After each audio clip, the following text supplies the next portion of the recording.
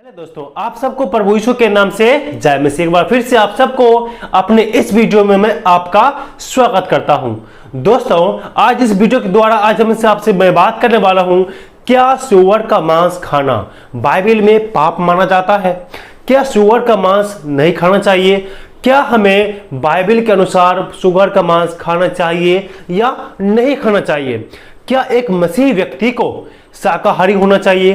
क्या उसे मांस नहीं खाना चाहिए? क्या हम खाने पीने के द्वारा शुद्ध अशुद्ध हो जाते हैं? तो इन सारे सवालों का जवाब आज मैं इस वीडियो के माध्यम से आज से मैं आपको देने वाला हूं। और दोस्तों, खाने पीने के लेकर के और भी मैंने बहुत सारे वीडियो बना करके आप लोगों को पहले भी मैंने सिखाया है। अगर जो वो वीडियो आपने नहीं देखा है तो ऊपर आई बटन में जाकर के इसका लिंक है, जाकर उस वीडियो को आप अच्छी तरीका से देख लीजिएगा, तब इन वीडियो को आप अच्छी से आप समझ पाएंगे। क्योंकि मेरे प्रिय भाई बहनों, जो सूअर का जो मांस है ना, ये बहुत लोग सोचता है कि ये अशुद्ध है, इसे नहीं खाना चाहिए। को बोलता नहीं, इसे हम खा सकते हैं। तो एक्चुअल में बाइबल में क्या लिखा है इसके विषय में, उस विषय में आपको मैं आज बतलाने वाला हूं कि प्रभु यीशु मसीह हमें इस विषय में क्या सिखाते हैं। तो दोस्तों, आगे बढ़ने से पहले सबसे पहले मैं आपको बतलाना चाहता हूं पाप क्या है। क्योंकि मैंने इसमें आपको मैं बतला रहा हूं, क्या बाइबल में सूअर का मांस खाना पाप है? दोस्तों, जो पाप की जो परिभाषा है, जो पहला यूहन्ना 3:4 के अनुसार व्यवस्था का विरोध करना ही पाप माना जाता है। जो कोई परमेश्वर की आज्ञा को उल्लंघन करता है और परमेश्वर की आज्ञा पर नहीं चलता, वो पाप है। जैसे आदम हवा ने भी परमेश्वर की आज्ञा का उल्लंघन किया तो उसके लिए वो पाप हो गया। अगर जो आप भी परमेश्वर की आज्ञा को उल्लंघन करते हैं तो आप भी पाप करेंगे। तो मेरे प्रियो, आपने जाना कि पाप की परिभाषा क्या है, तो परमेश्वर की आज्ञा का उल्लंघन करना ही पाप माना जाता है। अब क्या सूअर का मांस खाना भी एक पाप है?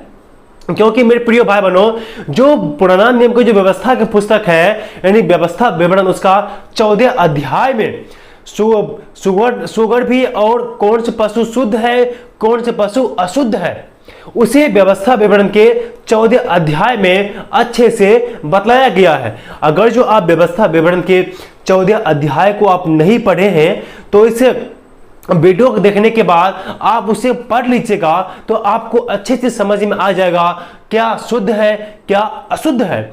और व्यवस्था विवरण के 14 अध्याय के 8 वचन में परमेश्वर ने वहां पर सूअर का मांस खाने के लिए मना किया था। और क्यों मना किया था, ये पहले मैंने आपको वीडियो की सहायता से मैं पहले आपको बता दिया। अगर जो आप मेरे वीडियो को देखते हैं तो आपको पता होगा, क्योंकि मैंने इस विषय पर भी वीडियो पहले से बना दिया है। अगर जो आप नहीं देखा है तो नीचे ऊपर में आई बटन का लिंक है और इसी वीडियो के डिस्क्रिप्शन में मैं दे दूंगा, आप जाकर के उस वीडियो को देख लीजिएगा। और इस वीडियो के माध्यम से आज मैं आपको पुराना नियम अर्थात व्यवस्था के युग की बात नहीं करूंगा, आज अनुग्रह के युग की अर्थात यीशु मसीह के वचन के द्वारा आज मैं आपको बतलाने वाला हूं कि बाइबल में सूअर का मांस खाना पाप माना जाता है या नहीं, या क्या हम खाने पीने के द्वारा भी अशुद्ध हो जाते हैं? क्या यीशु मसीह ने इस विषय में हमें क्या कहा, हम नए नियम से आज आपको मैं बतलाने वाला हूं। अगर जो आपके पास में ये पवित्र बाइबल है तो आप पढ़ने के लिए निकाल लीजिएगा मरकुस रचित सुसमाचार, उसका 7 अध्याय के 14 वचन से 22 वचन तक ये लिखा हुआ है। आपके लिए मैं पढ़ता हूं, इस प्रकार से लिखा हुआ है। तब उसने लोगों को अपने पास बुलाकर उससे कहा, तुम सब मेरी सुनो और समझो।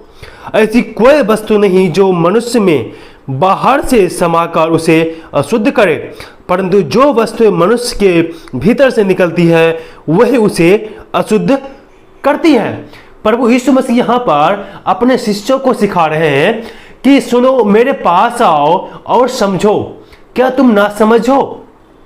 ऐसी कोई भी वस्तु नहीं है जो मनुष्य में बाहर से समाकर उसे अशुद्ध कर दे।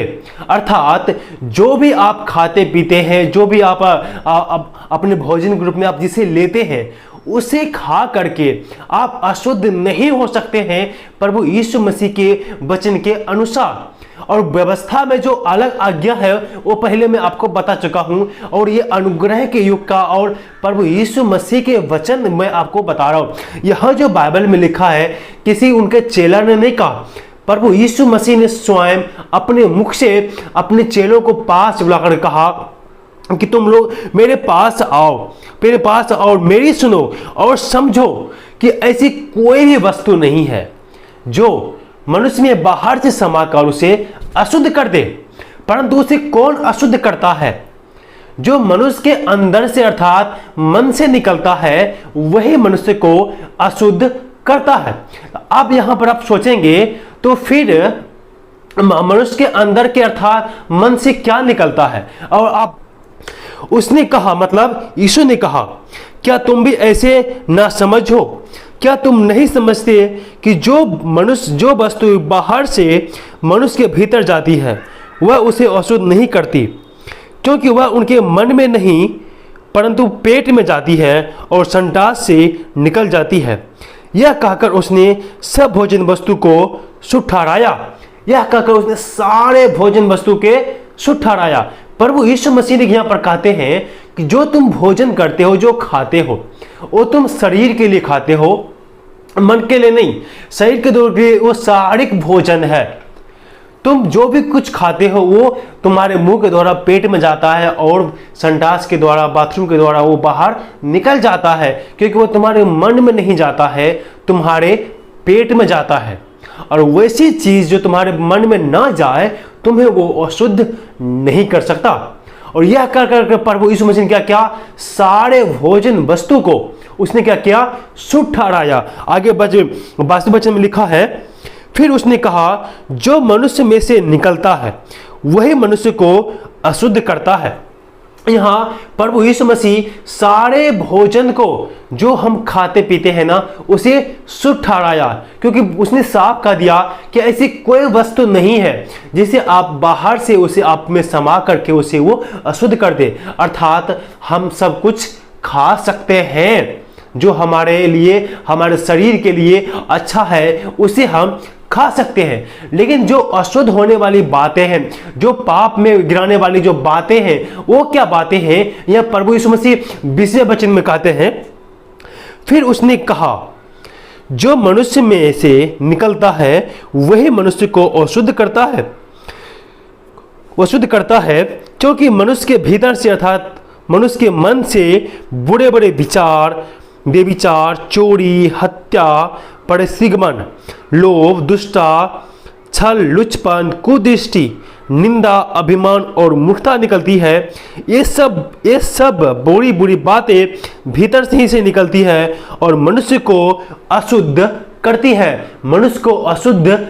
है। यहाँ पर प्रभु यीशु मसीह हमें और आपको और अपने शिष्यों को साफ साफ सिखा रहा है कि तुम जो कुछ भी खाते पीते हो, तुम्हारे भोजन के द्वारा तुम अशुद्ध नहीं होते हैं। तुम भोजन करके कोई पाप नहीं करते हो, परंतु तुम्हारे मन से अर्थात मन के बुरे विचारों से जो निकलता है, क्या निकलता है? यह लिखा हुआ है, बुरे बुरे विचार, चोरी, हत्या, परस्त्रीगमन, लोभ, छल, लुचपन, निंदा, अभिमान निकलती है। ये सब बुरी बातें भीतर से निकलती है, वही आपको अशुद्ध करती है। देखिए मेरे प्रिय भाई बहनों, प्रभु यीशु मसीह साफ साफ आपको सिखा रहा है कि आपको कुछ खाने पीने के द्वारा आप अशुद्ध नहीं होते हैं। खाने पीने के द्वारा कोई आप पाप नहीं करते हैं, ये पाप नहीं है। मांस खाना कोई पाप नहीं है बाइबल के अनुसार। आपको याद होगा प्रभु यीशु मसीह भी एक मछली खाया था, तो क्या प्रभु यीशु मसीह ने पाप कर दिया? नहीं।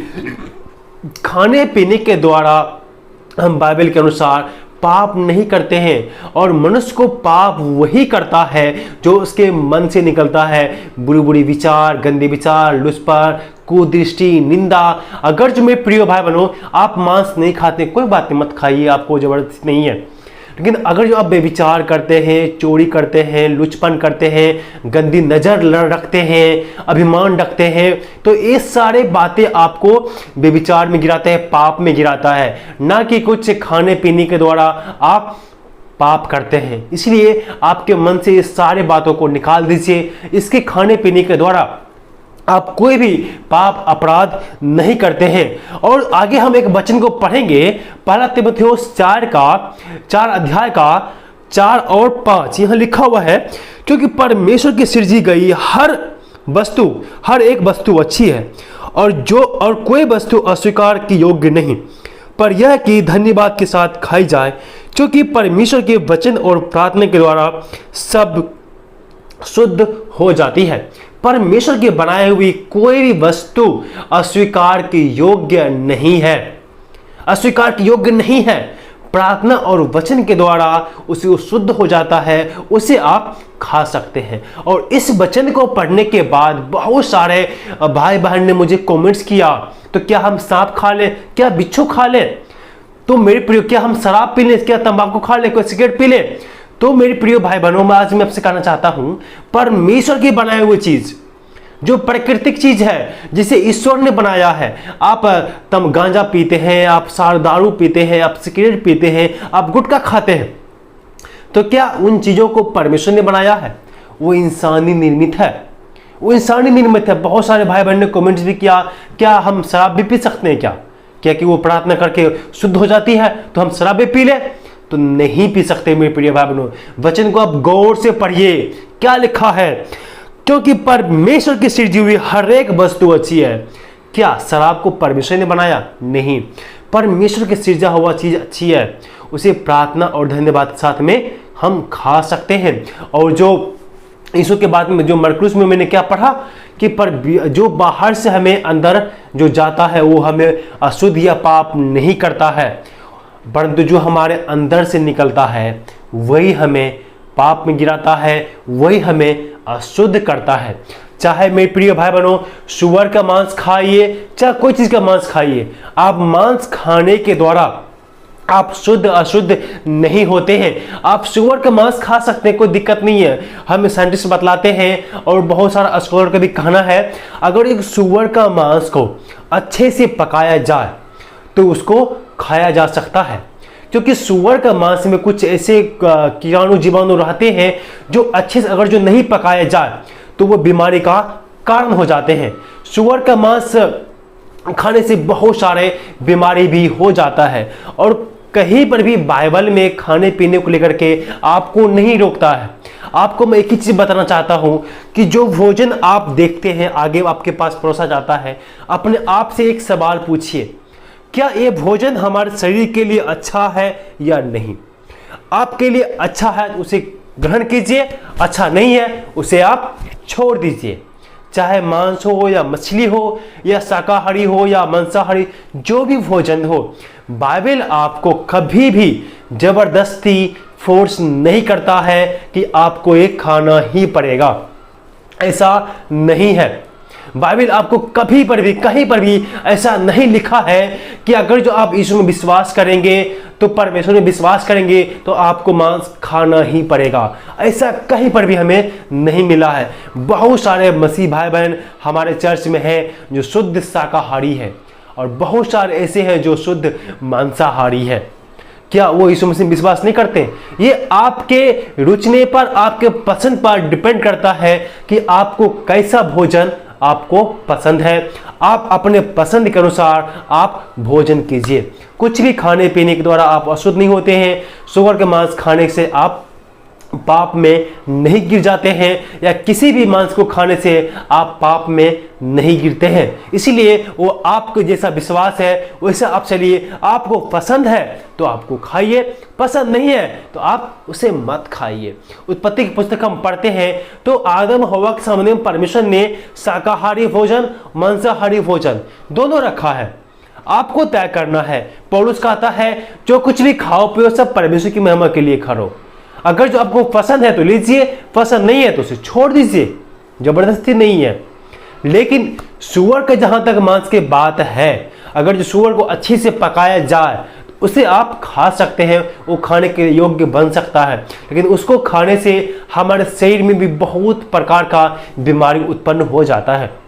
इसीलिए बहुत लोग खाता है, बहुत लोग नहीं खाता है। आपको पसंद है तो खाइए, पसंद नहीं है तो छोड़ दीजिए, इसमें कोई जबरदस्ती वाला बात नहीं है। इसीलिए मेरे प्रिय भाई बहनों, एक बार फिर से आपको मैं कहता हूं, अगर जो आपके हाथ में भोजन आपके आगे परोसा गया, आप फिर से मैं कहता हूं अपने आप को पूछिए, सवाल कीजिए, क्या ये भोजन मेरे शरीर के लिए अच्छा है?